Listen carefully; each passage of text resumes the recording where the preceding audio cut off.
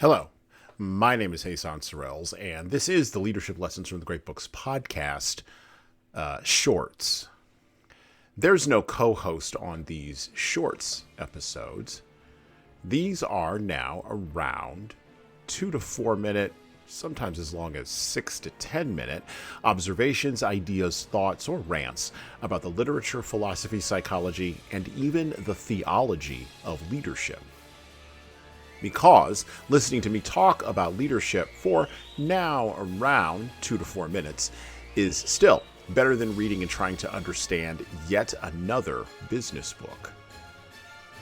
Even that business book your coworker won't stop raving about because it quote-unquote changed their life, but you can't see any difference in their leadership behavior. So how good could that author be?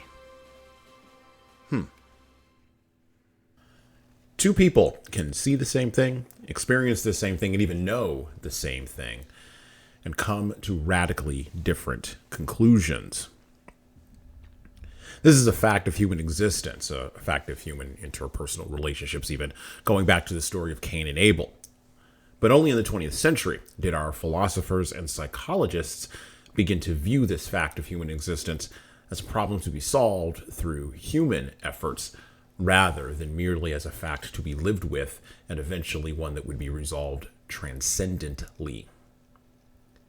This worldview shift led to the troubling philosophies of relativism, nihilism, and deconstructionism, and allowed those philosophies and their horrible results to get a cultural, social, and even moral beachhead in the behaviors of average people across the West in the 20th century.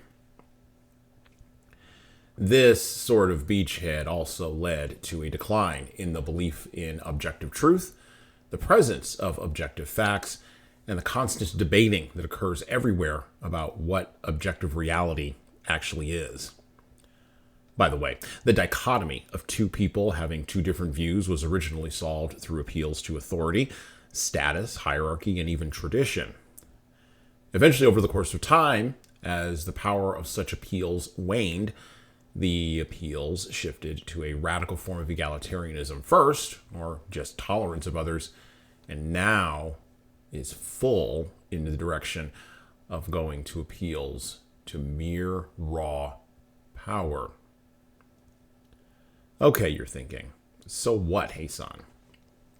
Well, the people you are leading, if you are a leader, whether they think about it consciously or not, are trapped in a Western cultural process that seeks to make every person their own powerful king or queen, ruling and worshiping themselves, and all without a backstop. Do as thou wilt rather than do unto others, and all without being judged. And if judgment does come based on objective facts, truth, or even just reality, that judgment can be experienced as a rumor, recognized only as déjà vu, and dismissed just as quickly. And since leadership requires people to follow, getting every man, king, or woman, queen to follow is no longer an act of mere appeal to authority, status, hierarchy, and tradition. Instead, it is now either an appeal to power, control, or manipulation, such as the deconstructionists, particularly the French deconstructionists, always mistakenly believed that it was in the historical past.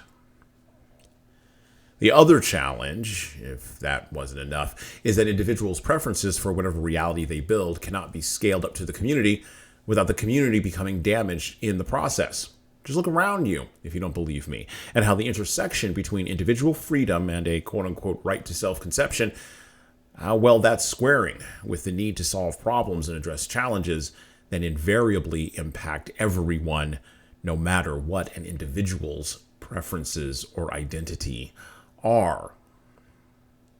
In this case, leadership again devolves into power-driven managerial manipulation, driven, of course, to coerce, bribe, or deceive followers without accomplishing much of real, genuine value.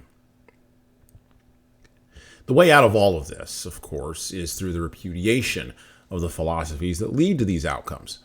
Relativism, nihilism, and deconstructionism have finally come to their logical ends, And it is time for leaders to rise who will speak in language we have lost, the language of principles, the language of time-tested objective realities, and the language of speaking facts to opinion and repudiating the fictions based in manipulative power. But such leaders employing such language are going to need great moral, spiritual, and ethical strength. And such strength does not begin at the top of a hierarchy. Such strength it begins with rejecting the raising of people to be their own kings and queens in the first place where all organizational behavior is first learned.